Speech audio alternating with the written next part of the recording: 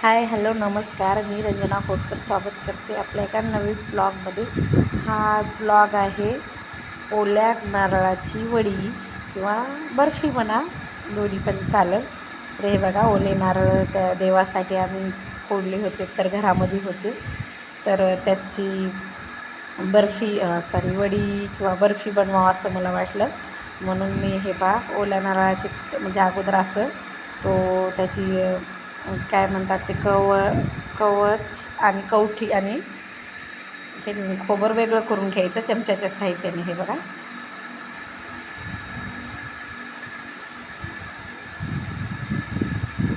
हे आपल्याला इझी जाण्यासाठी एक दिवस नारळ ना फोडलेले फ्रीजमध्ये ठेवायचं ना, 2-3 तास तरी ठेवलं तरी म्हणजे ते खूप इझी जातं आपल्याला. खूप लवकर म्हणजे निघालं चमच्याच्या साह्याने ते फ्रीजमध्ये ठेवल्यामुळं ना, ते सालीपासून तो खोबर खूप लवकर वेगळा होतो. ते बघा, छोटे छोटे तुकडे करून मिक्सरच्या भांड्यात टाकून घ्यायचं. किसलं तरी चालेल, पण मग ओल्या नारळाचं कसं ते एकतर मशीननं किसलं पाहिजे खोबरं, नाहीतर मग असं तुकडेच करून मग मिक्सरमध्ये ग्राइंड करून घेतात. जास्त छोटे तुकडे असतात ना त्याच्यामुळं कद्दूकस करता येत नाही. असे छोटे छोटे तुकडे करून मी मिक्सरच्या भांड्यामध्ये टाकून घेत आहे आता. खूप छान होते अशा प्रकारची ओल्या नारळाची वडी. नक्की करून पहा तुम्ही, आणि तुम्ही कशा प्रकारे करतात ते मला नक्की कमेंट करून सांगा. तर आपले चॅनल जर तुम्हाला आवडत असेल, ब्लॉग आवडत असतील तर लाईक करत जा, शेअर करत जा. प्लीज चॅनलला नवीन असाल तर सबस्क्राईब करा प्लीज. सबस्क्राईब करणं खूप गरजेचं आहे.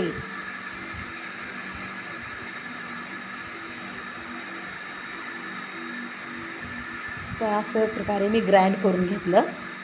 मग आता कढई ठेवायची गॅसवर आणि एक अर्धा चमचा तूप, अर्धा चमचा तूप कढईमध्ये टाकून घ्यायचं. थोडंसंच त्यामध्ये मग आता हे ग्राइंड केलेलं खोबरं टाकून घ्यायचं.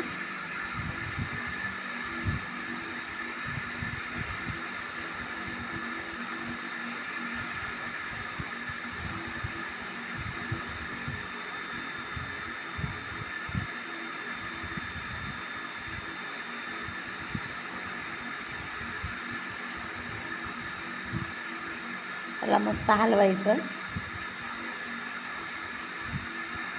म्हणजे थोडा वेळ 5 मिनटं त्याला भाजून घ्यायचं, जेणेकरून ते ड्राय होईल. त्याच्यामध्ये असलेलं दूध, मिल्क थोडंसं आटून जाईल.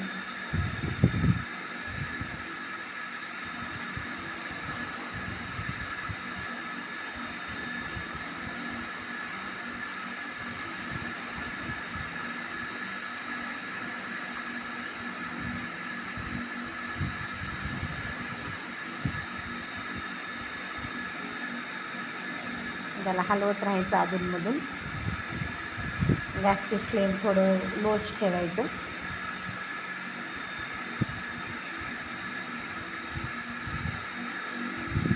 हे पहा, मी माझ्याकडे छोटा ग्लास आहे, त्या ग्लासने अर्धा ग्लास दूध घेतले. 1 वाटीभर म्हणलं तरी चालेल, 1 वाटी दूध त्या आता वडीसाठी आपल्याला लागणार आहे.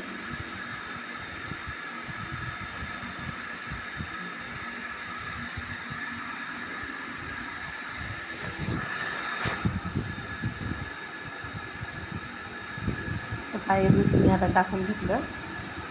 मग आता हलवायचं.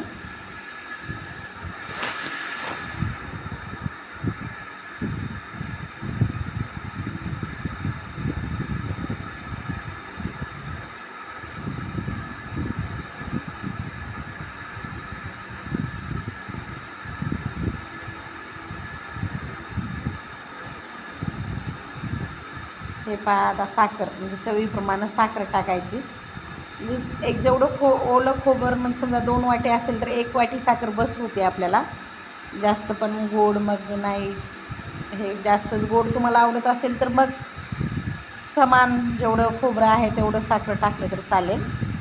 पण मग मला तर आमच्यात तर नाही तेवढं खात, म्हणून मग मी अर्धी साखर टाकली.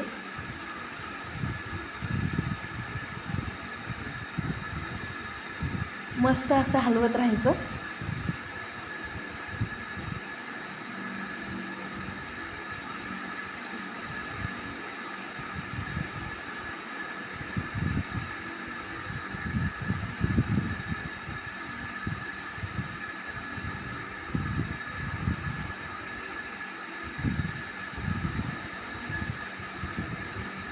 हे पहा, आता मिश्रणाचा कलर चेंज झालेला आहे.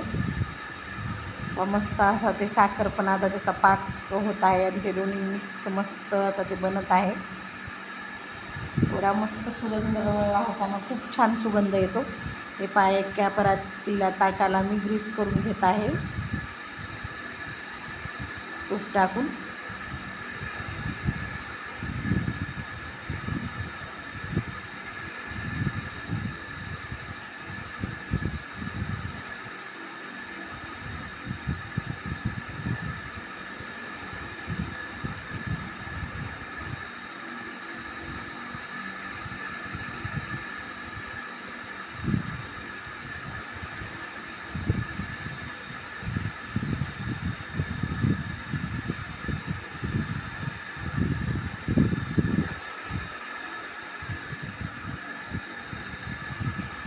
पहा, आता कलर मस्त चेंज झाला आहे आणि आता मस्त त्याला पाणी, म्हणजे साखरेचा पाकाचं ते दूध त्याचं थोडंसं पाणी सुटल्यासारखं झालं आहे. पण आता ते पूर्ण ड्राय होईपर्यंत आपल्याला ते शिजवून घ्यायचं आहे.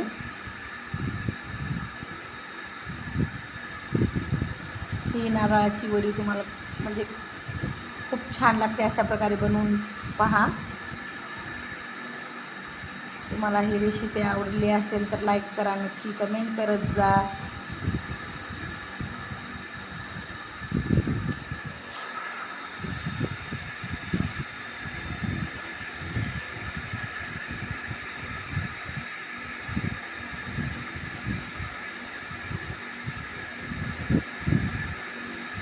मस्त असं घट्ट झालेलं आहे मिश्रण, आता होत आहे.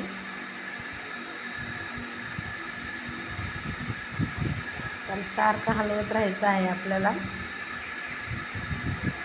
जेणेकरून ते खाली टोपाला लागणार नाही कढईला. काही तर थोडंसं कढईला लागलं होतं.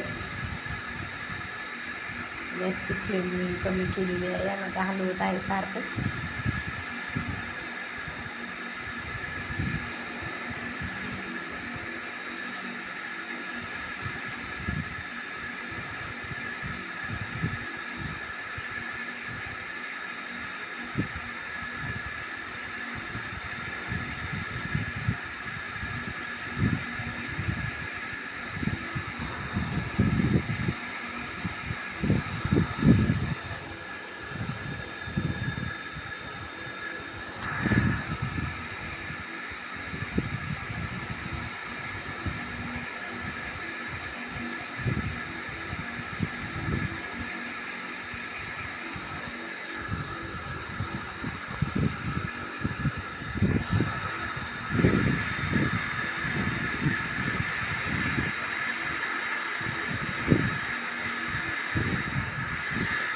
दोन इलायची मी इथे थोडंसं त्याचं पावडर करून टाकलेलं आहे, जेणेकरून फ्लेवर खूप छान येतो इलायची टाकल्यामुळं. ही नारळाची वडी तर आमच्या घरी म्हणजे सर्वांना एवढी आवडते ना, एवढी छान लागते खरंच. ते टेस्ट एवढी तुम्ही खरंच करून पहा. मस्त आता आपलं म्हणजे वडी ही बनत आलेली आहे. हे पहा, पूर्ण ड्राय झालेला आहे. आता आपल्याला जरा ग्रीस केलेल्या ताटामध्ये काढून घ्यायचं आहे.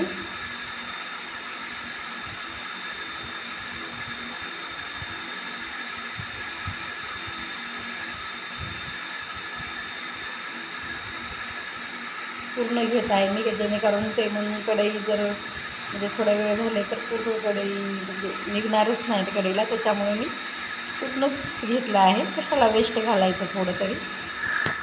आता मस्त असं थापून घ्यायचं त्याला. मग थोड्या वेळानं ते ड्राय झाल्यानंतर मग त्याच्या वड्या पडतील छान. त्याला वाटलं तर थोडंसं सेट होण्यासाठी फ्रीजमध्ये ठेवायचं. चला, तुम्हाला ही नारळाची वडीची रेसिपी कशी वाटली ते नक्की मला कमेंट करून सांगा. चॅनलला नवीन असाल तर लाईक करा, शेअर करा, सबस्क्राईब करा. आता थोडं हातानं असं प्रेस करून दाबून घ्यायचं, जेणेकरून ते चांगलं सेट होईल.